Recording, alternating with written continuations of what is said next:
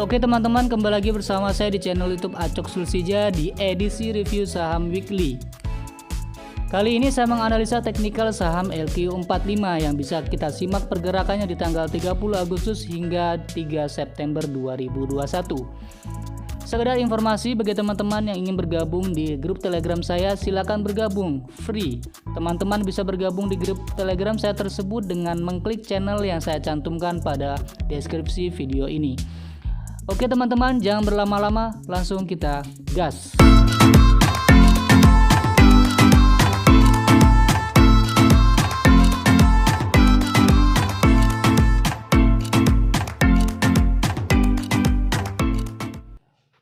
Oke teman-teman, sebelum saya mengulas analisa teknikal dari beberapa saham, seperti biasa saya ingin mengulas analisa teknikal dari IHSG ya. IHSG pekan kemarin terakhir di tanggal 27 Agustus 2021 ditutup di angka 6041 ya, di 6041, closing di bawah dari EMA 90, yaitu closing di bawah 6049. Sebelumnya saya sudah mengatakan bahwasanya jika tidak mampu bertahan di atas 6054, maka IHSG ada potensi untuk turun ke terdekatnya menutup gap yang belum ditutup, yaitu gap di rank 6030 hingga 6037 ya. Dan pada tanggal 27 Agustus 2021 gap tersebut sudah ditutup. Untuk besok, untuk tanggal 30 Agustus 2021, selama IHSG masih mampu bertahan di atas resistance trendline garis putih putus-putus ini, maka menurut saya pergerakan dari IHSG akan berada di 6009 hingga 6054 ya. Dan baiknya adalah jika mampu breakout kembali dari 6054 atau breakout dari EMA 90 yaitu 6049. Selama tidak breakout dari 6054, menurut saya potensi pergerakan IHSG minimal terdekatnya yaitu di 6009 hingga 6054. Tetapi jika nanti IHSG mengalami breakdown dari bekas resistance trendline sebelumnya, yaitu garis putih putus-putus ini, maka pergerakan IHSG ada potensi untuk kembali menyentuh resistance trendline garis kuning ini ya, ada potensi untuk mengarah ke situ. Oke, jika dilihat dari stokastik RSI nya, IHSG sudah mengalami yang namanya dead cross di stokastik RSI nya. Menurut saya ada potensi untuk turun ya. Potensi turunnya kemungkinan adalah minimal terdekatnya yaitu di 6030 untuk IHSG besok ya. Sama-sama bisa kita simak. Selama tidak breakdown dari support trendline ini, menurut saya pergerakannya masih ini ya, garis kuning ini support trendline-nya ini, pergerakan IHSG menurut saya masih berada di atas rank ini ya, jika tidak mengalami breakdown dari support trendline. Tetapi jika mengalami breakdown, closing breakdown terutama dari support trendline garis kuning ini, maka ada potensi IHSG akan menuju ke area demand ini ya, di rank 5884 hingga 5944 ya. Menurut saya seperti itu untuk IHSG. Selanjutnya yaitu saham yang saya ingin ulas adalah saham MEDC. Untuk kali ini saya mengulas analisa teknikal beberapa saham. Saya ingin mengulasnya dilihat dari time frame weekly ya. Saya ingin melihatnya dari time frame weekly. Oke. Ini dia saham MEDC sudah breakdown dari closing breakdown dari support trendline-nya. Support trendline-nya sebentar saya ubah warna putih ya. Garis putih ini merupakan support trendline-nya sudah di breakdown. Dan tanggal 27 Agustus 2021 kemarin closing di angka 464. Kenaikan pekan ini mengalami volume pembelian yang meningkat ya. Kenaikannya disertai dengan volume pembelian yang meningkat. Dan terlihat di sini sebentar saya perbesar. Ini dia. EMA 21 sepertinya akan memotong dari EMA 90 ya. Potensinya untuk dead cross menurut saya. Namun jika dilihat dari stochastic RSI-nya, MEDC ini sudah mengalami yang namanya jenuh jual ya, sudah mengalami jenuh jual. Tetapi dilihat dari sisi lain, MEDC sudah mengalami breakdown dari support trendline-nya. Menurut saya pekan depan jika MEDC mampu breakout dari dari resistance trendline, resistance ini, garis kuning ini ya, mampu breakout dari 490, maka ada potensi pergerakan MEDC bergerak di rank 490 hingga 552 ya, jika mampu breakout dari 490.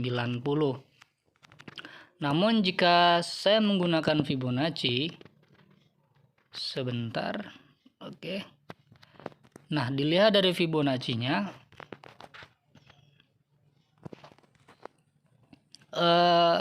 MEDC sekarang berada di rank 426 hingga 504, yaitu berada di rank rasio Fibonacci 0,786 hingga 0,618 ya. Kemungkinan jika nanti MEDC mampu breakout dari Fibonacci 0,618 atau breakout dari 505, kemungkinan potensi pergerakan dari MEDC akan bergerak up naik minimal terdekatnya yaitu di 540. Namun jika tidak mampu breakout dari Fibonacci 0,618, menurut saya pergerakan MEDC akan berada di rank 426 hingga 490 ya. Menurut saya seperti itu untuk MEDC di pekan depan ya, di tanggal 30 Agustus 2021 ya. Oke, saya lanjutkan untuk saham selanjutnya yaitu saham ERA.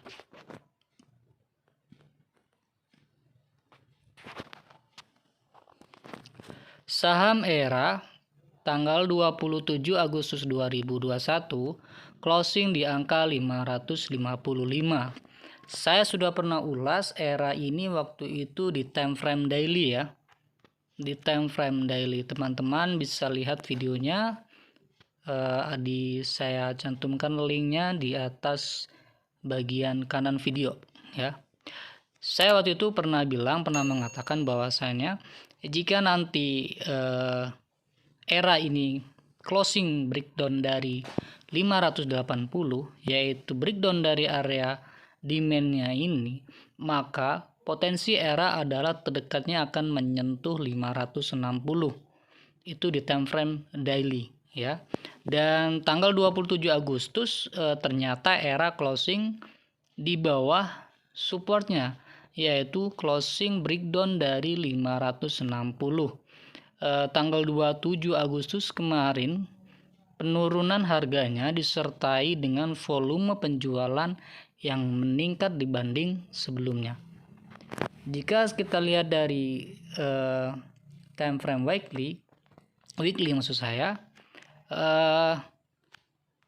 oke. Nah di sini di time frame weekly maksud saya, ERA di stochastic RSI-nya sudah mengalami yang namanya dead cross, dan dua sinyal stochastic RSI ini sedang menjulang atau menukik ke bawah. Jadi menurut saya jika nanti pekan depan ERA tidak mampu kembali breakout dari 560, maka menurut saya ERA akan melanjutkan koreksi. Ya, jika pekan depan ERA tidak mampu bertahan atau breakout dari 560, maka menurut saya ERA akan melanjutkan koreksi. Ya, terdekatnya kemungkinan ERA akan koreksi di angka 535 hingga 515 jika melanjutkan koreksi.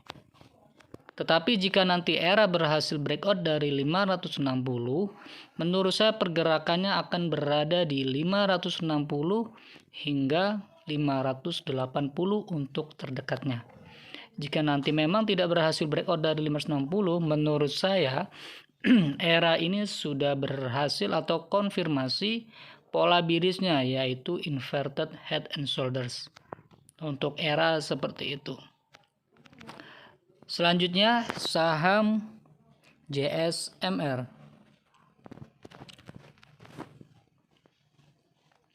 Saham JSMR tanggal 27 Agustus 2021 closing di angka 3.770.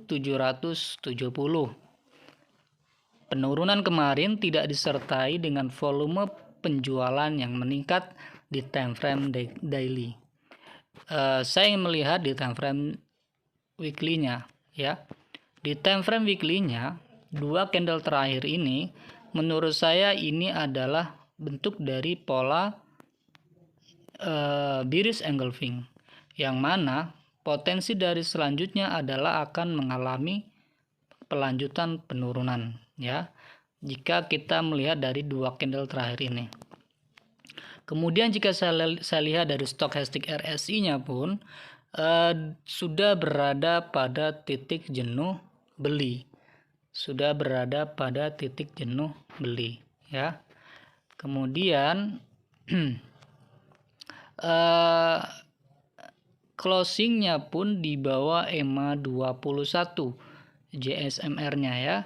Closingnya di bawah dari EMA 21. Jika nanti pekan depan tidak mampu bertahan di atas 3.680, sebentar. Ya, ini merupakan menurut saya adalah support terkuatnya, ya. Jika nanti support ini di breakdown dalam keadaan closing breakdown, maka menurut saya koreksi akan berlanjut ke 3.300 untuk pekan depan.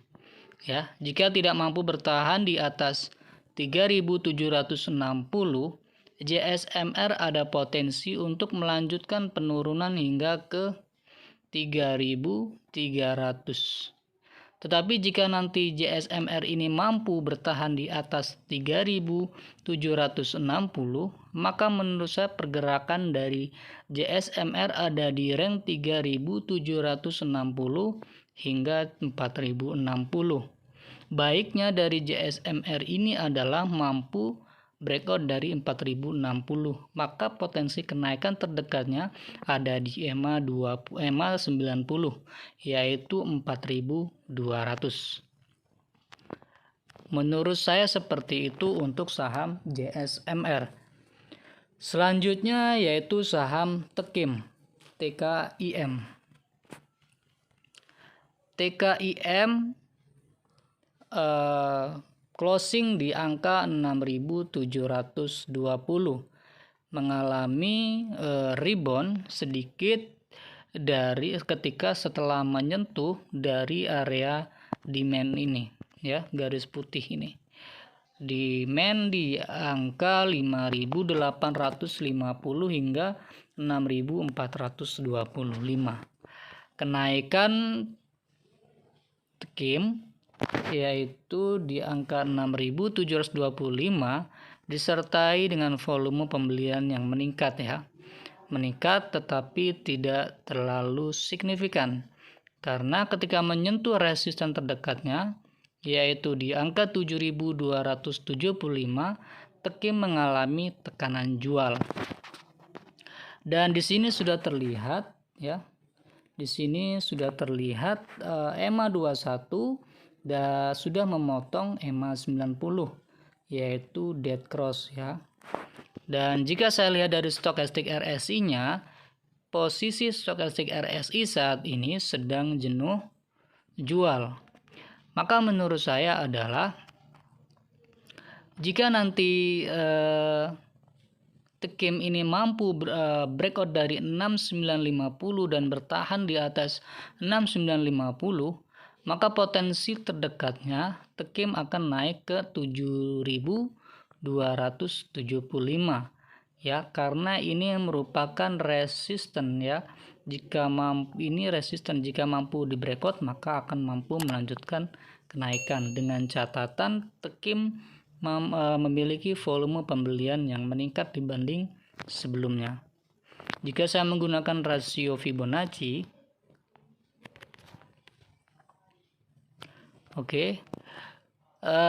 TKIM mampu closing di atas rasio Fibonacci 0,786, yaitu mampu closing di atas angka 6625.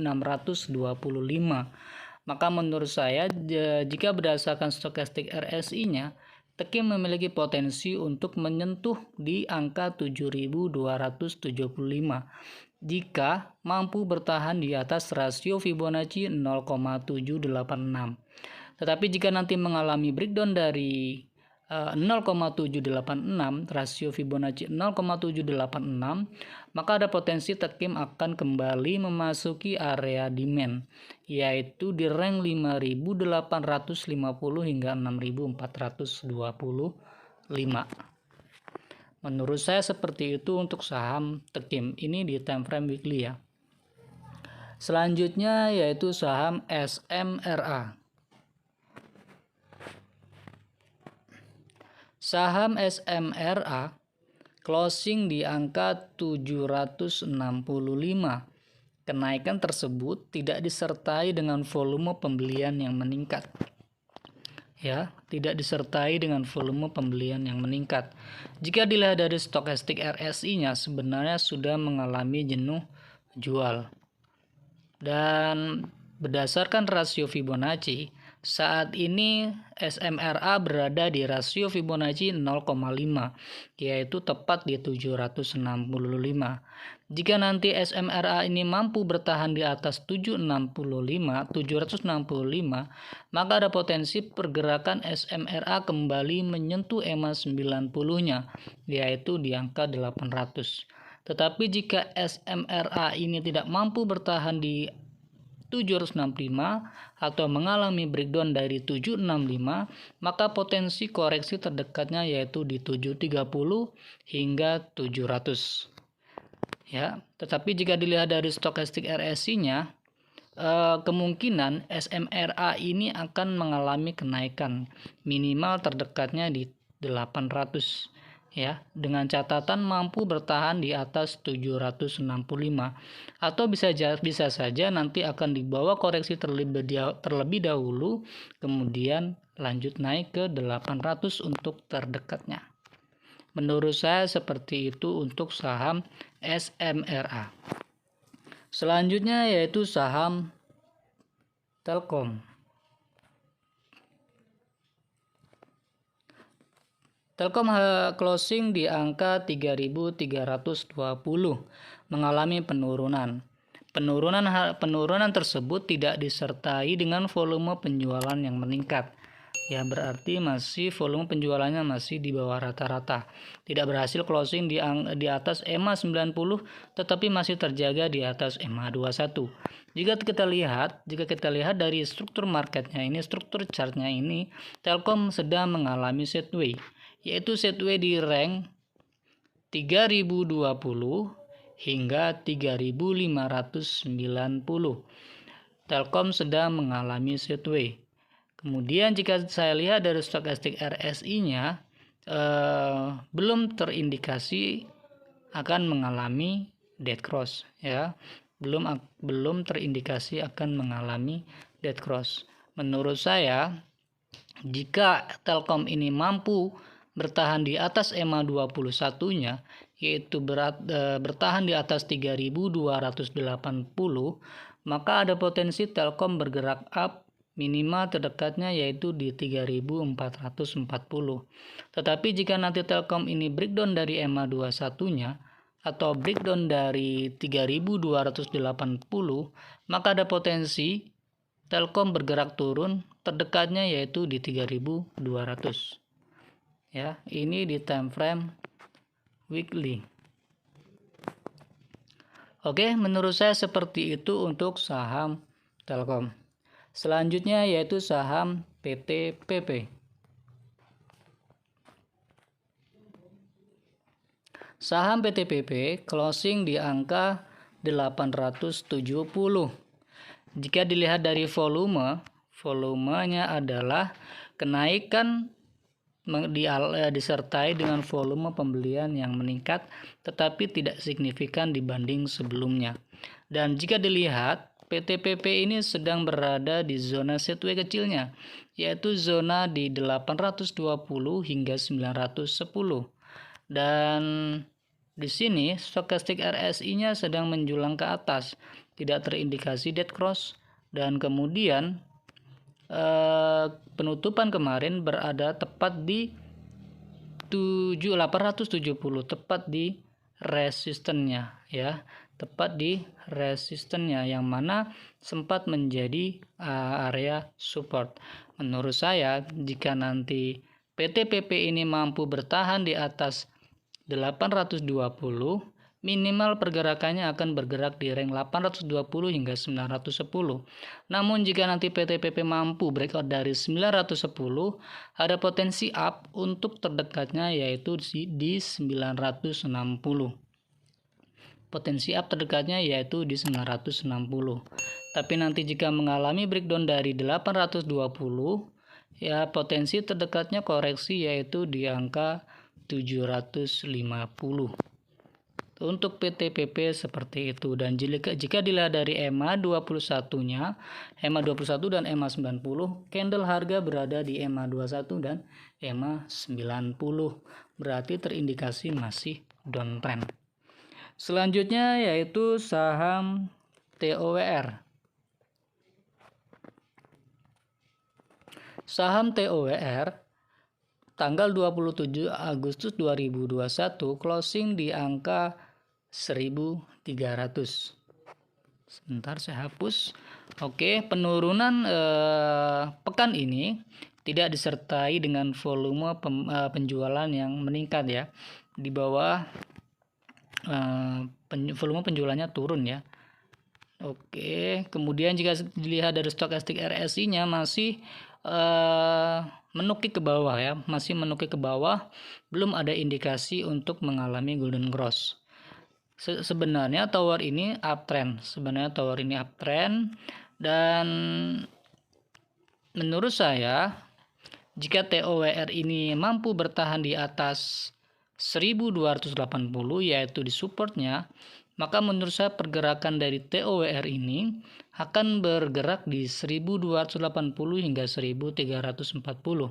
Tetapi jika nanti TOWR ini closing breakdown dari 1280, maka menurut saya ada potensi TOWR ini akan koreksi ke sini yaitu di 1220.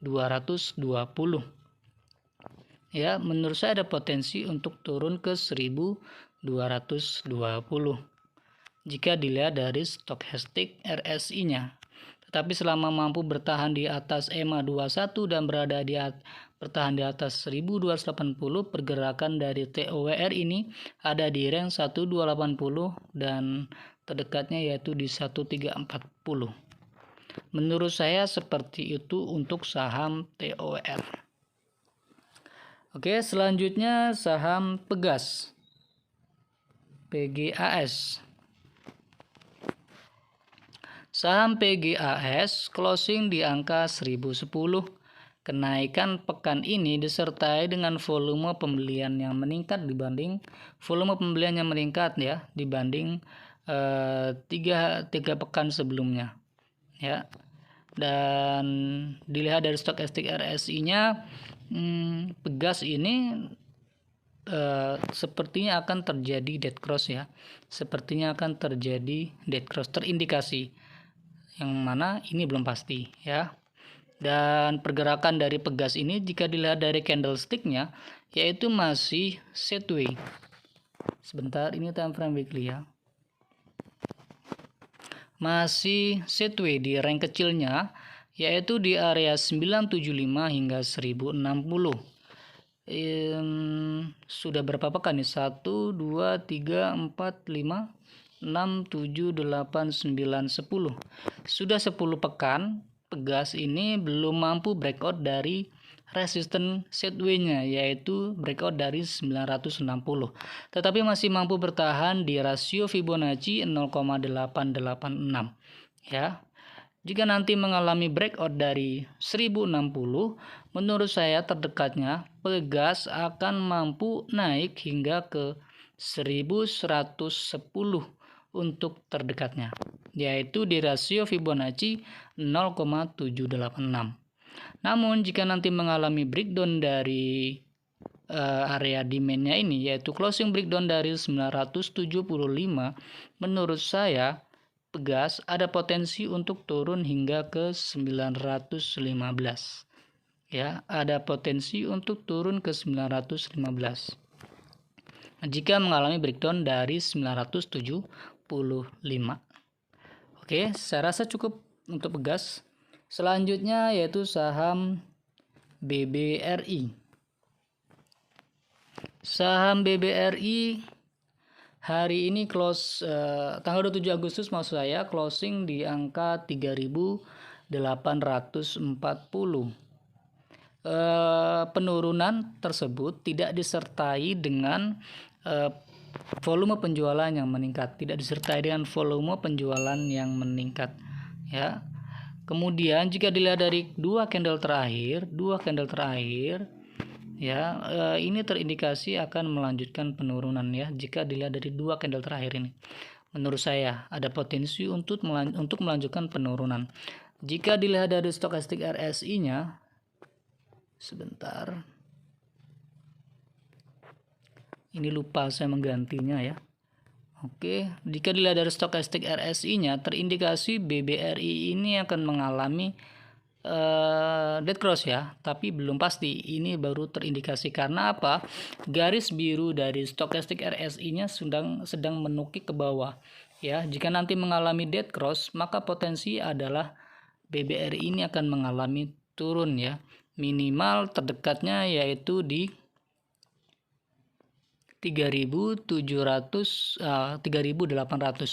Itu potensi penurunan terdekatnya ya.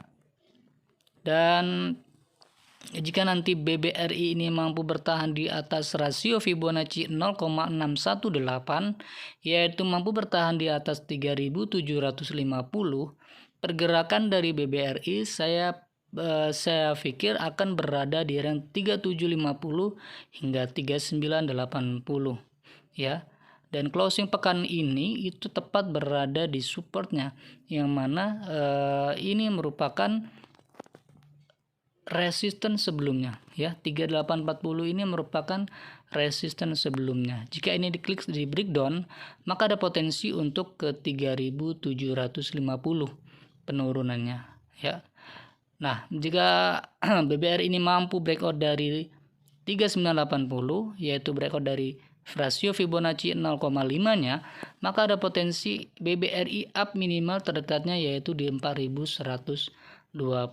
Karena di sini ada yang menahannya yaitu rasio Fibonacci 0,5 serta EMA 21-nya yang membuat BBRI tertahan untuk up.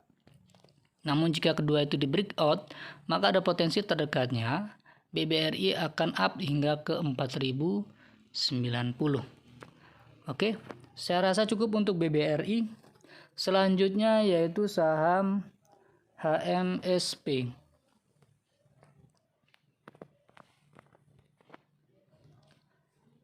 HMSP hari ini closing di angka maksudnya di tanggal 27 terakhir kemarin atau pekan ini closing di angka 950.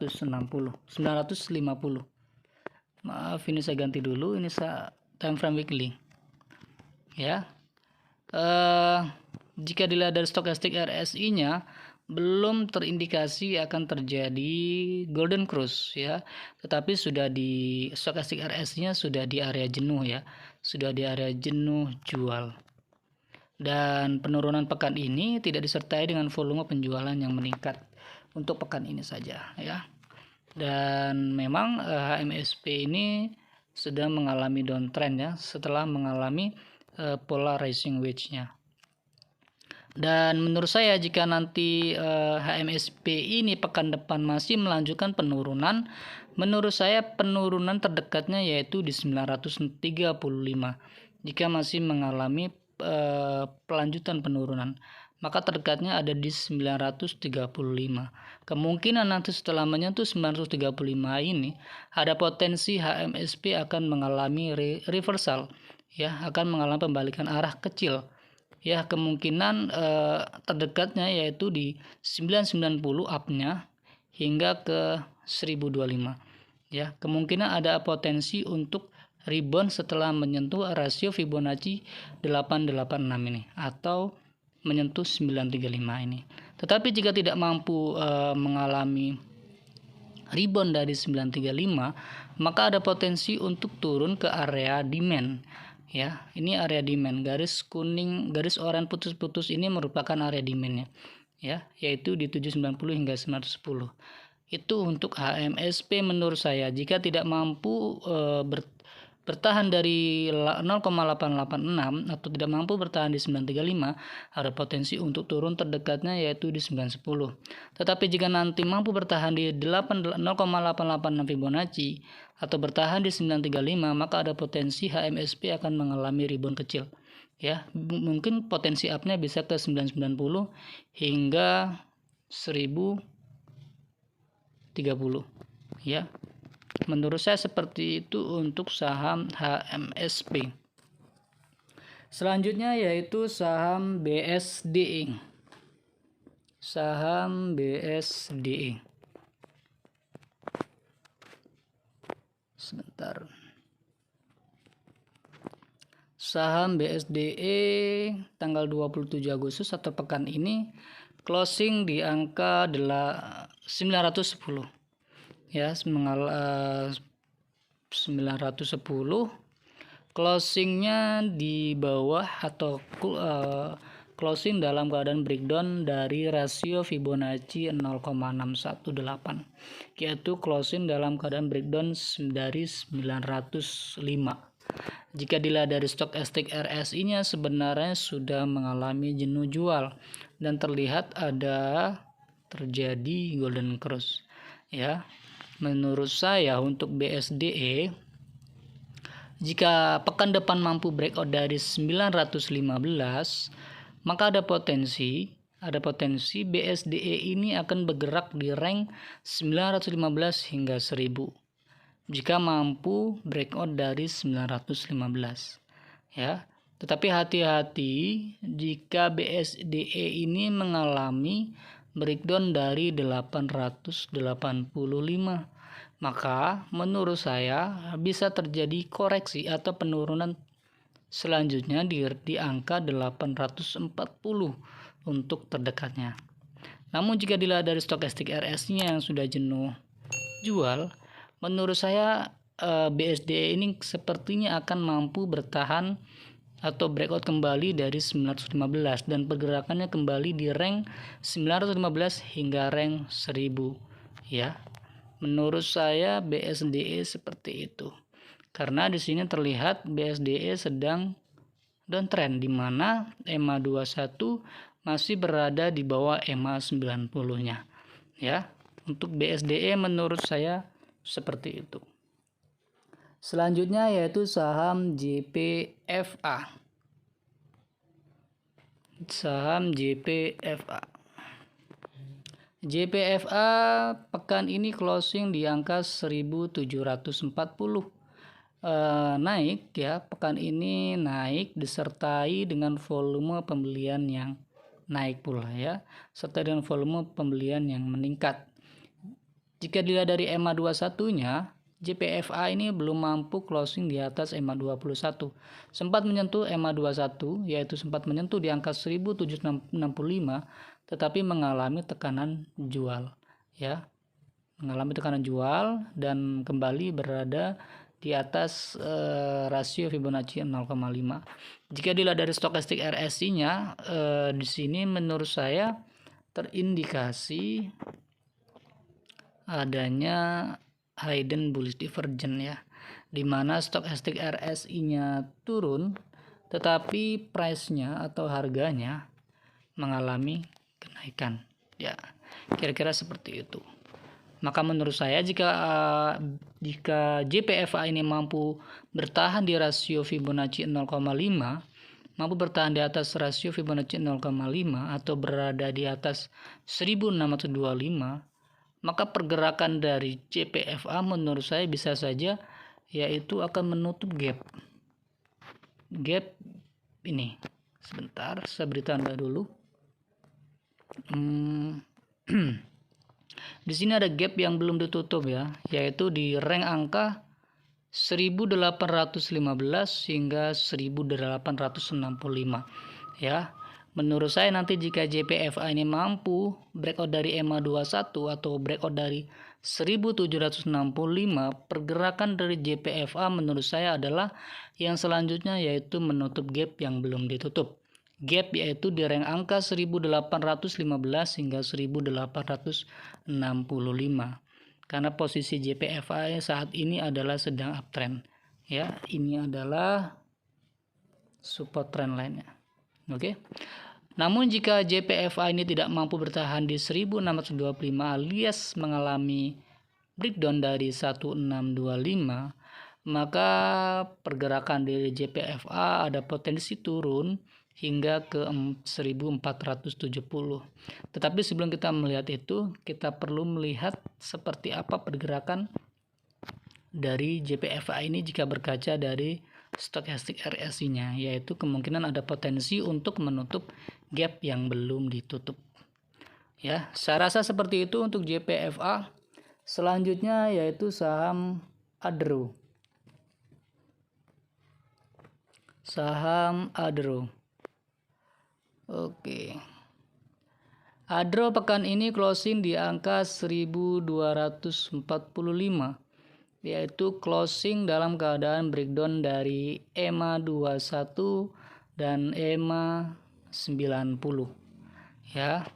Di sini ada support yang mana support ini pernah menjadi resisten sebelumnya, yaitu di angka 1220. Jika dilihat candle terakhir atau pekan ini, penurunan dari Adro ini disertai dengan volume penjualan yang meningkat, ya, disertai dengan volume penjualan yang meningkat. Menurut saya, sebentar, dan dilihat juga dari stokastik RSI-nya sudah mengalami dead cross. Menurut saya pekan depan Adro ada potensi untuk menyentuh ke 1235 hingga ke 1220. Ya, ada potensi. Yang artinya belum pasti. Saya mengatakan ada potensi tetapi belum pasti. Jika tidak mampu breakout kembali dari EMA 21 dan EMA 90-nya, maka ada potensi pergerakan Adro akan turun terdekatnya yaitu di 1235 hingga 1220, ya. Tetapi jika mampu breakout dari EMA 21 dan EMA 90-nya, maka potensi dari pergerakan Adro ada kemungkinan up hingga ke 1300 untuk pekan depan, ya. Oke, saya rasa cukup untuk saham Adro. Selanjutnya yaitu saham ASII. Saham ASI.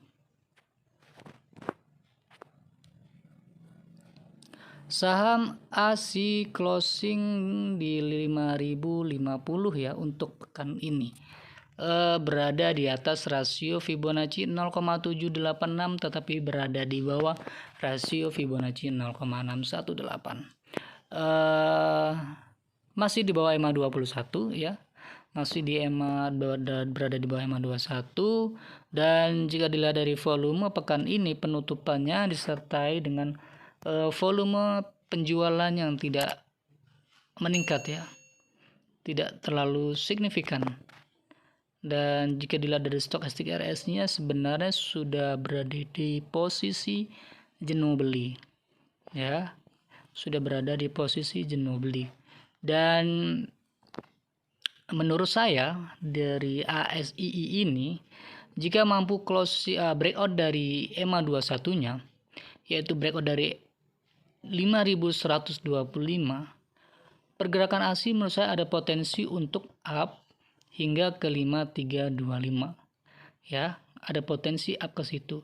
Tetapi jika ASI ini tidak mampu breakout dari 5125 atau tidak mampu breakout dari EMA 21-nya, maka menurut saya pergerakan ASI ada potensi turun ke 4875, yaitu di rasio Fibonacci 0,786. Oke, saya rasa cukup untuk saham ASI. Selanjutnya yaitu saham yang terakhir, yaitu saham BBNI.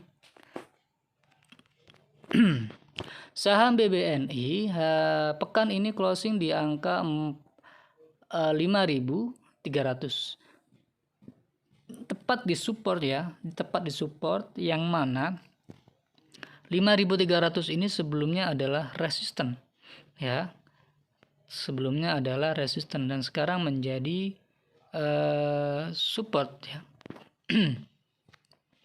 Jika nanti mampu bertahan ya, bertahan di atas 5.300, menurut saya BBNI ini ada potensi untuk up hingga ke 5.500 ya, menurut saya ada potensi up ke 5.500. Dan dilihat dari stokastik RSI-nya sebenarnya sudah mendekati jenuh beli.